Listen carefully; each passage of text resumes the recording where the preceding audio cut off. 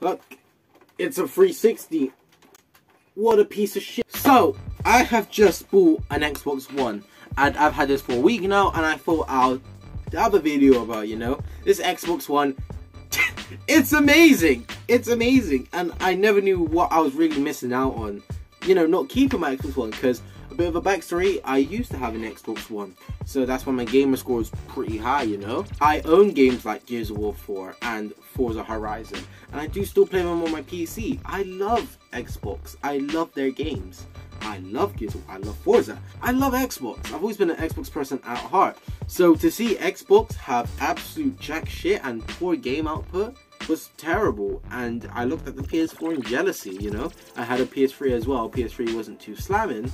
But, you know, Metal Gear Solid 4 was a pretty good game. I didn't have an Xbox One, and I used my 360 a lot more because I was getting back into all those old games, recompleting Gears of War 3, Forza 4, which is the greatest Forza Motorsport still currently. And then I was looking online. I was like, oh, I kind of want an Xbox One now. Let me see how much they go for.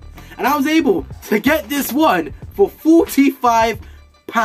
Oh! It looks so good as well. Take a look at this, okay? Some amateur shots by me of just what the Xbox looks like, and it looks beautiful. I love it so much. It makes sounds. I love it. And a few reasons why I even bought an Xbox One is because the 360 is a pile of garbage, you know. It's rotting. It's gonna die eventually, you know.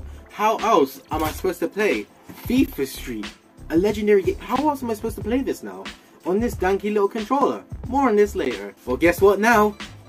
It's backwards compatible, baby! Yes, and one reason to buy the Xbox One. Backwards compatibility. You don't understand of how many 360 games I want to play on a better controller. You know, a controller where I can use a headphone jack to hear audio properly so I can hear footsteps. I don't have to use a special mic to use the headset. That doesn't make much sense anymore, does it?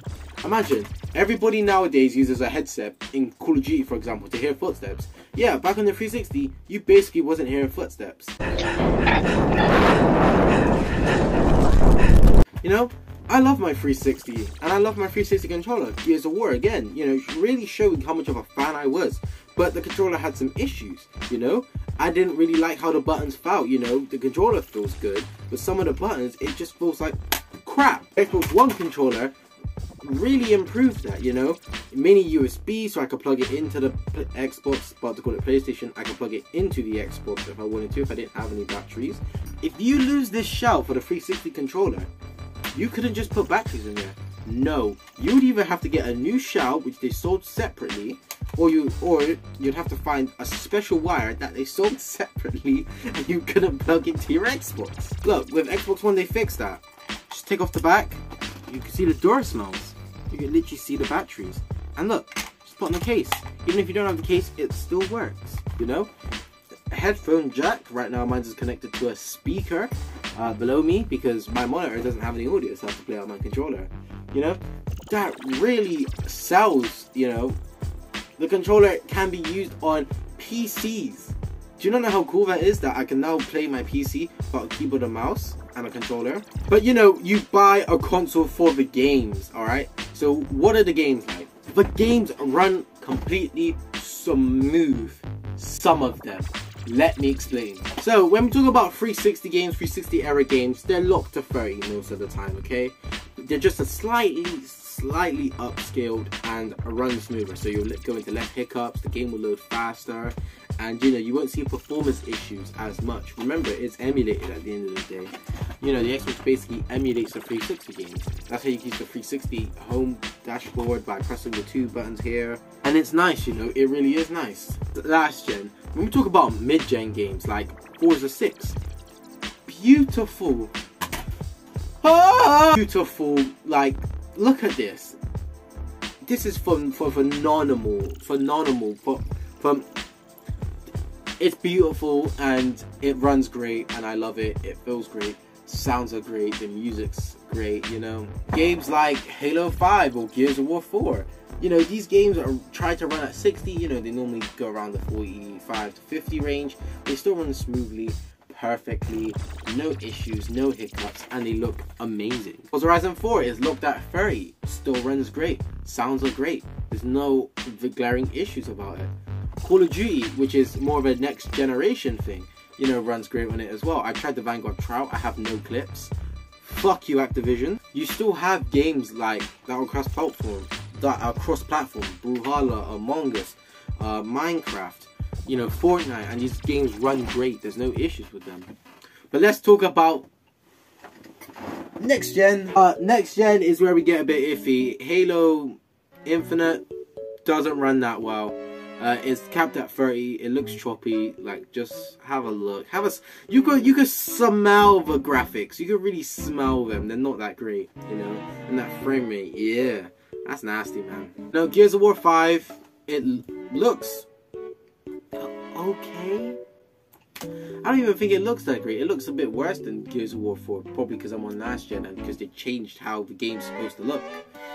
It looks worse and it plays worse, in my opinion. Stick with Gears of War 4.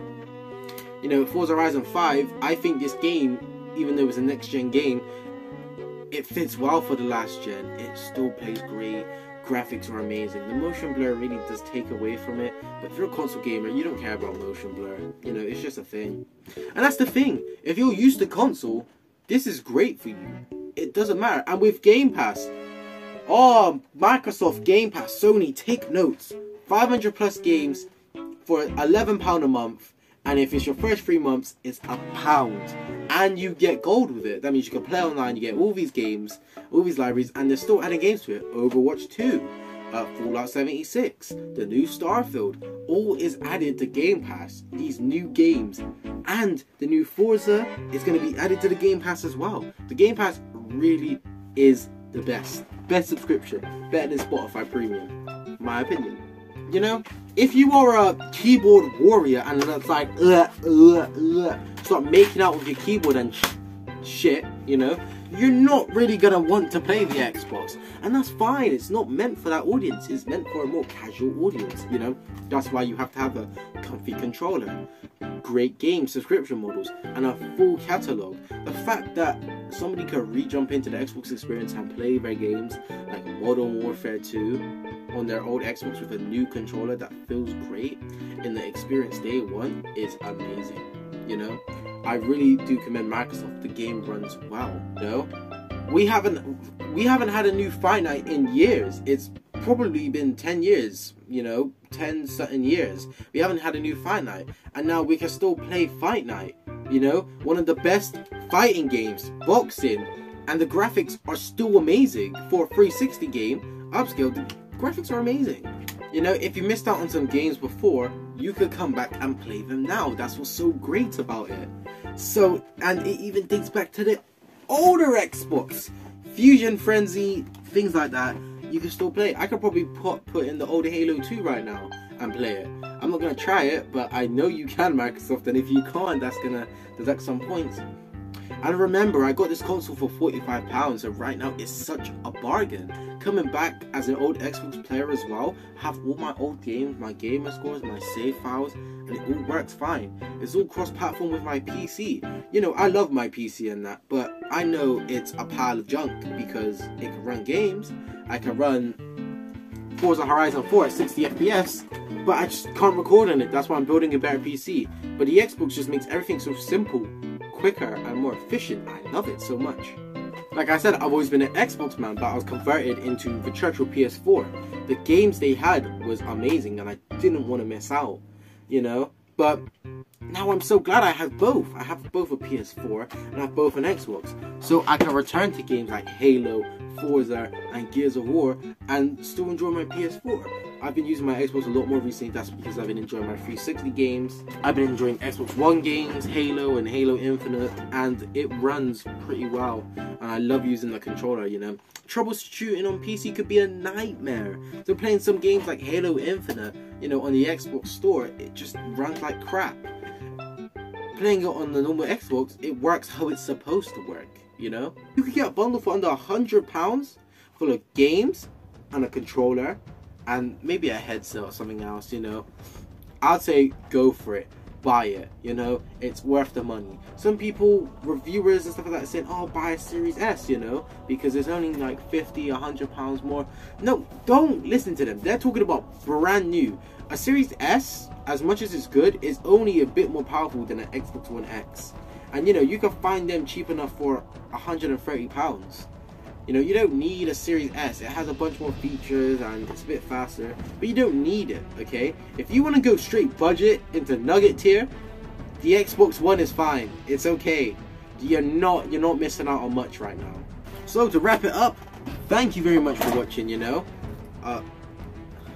So to wrap it up, thank you very much for watching. And if you didn't make it to the part of this video, I'm gonna tell you this right now, okay? As one of my, you know, if you made it to the back of the video, I really do appreciate you. So you do, like, I think you would want to know this, okay? Today is June 13th, Monday. Whenever this video gets uploaded, shows how long it takes me to edit and make videos.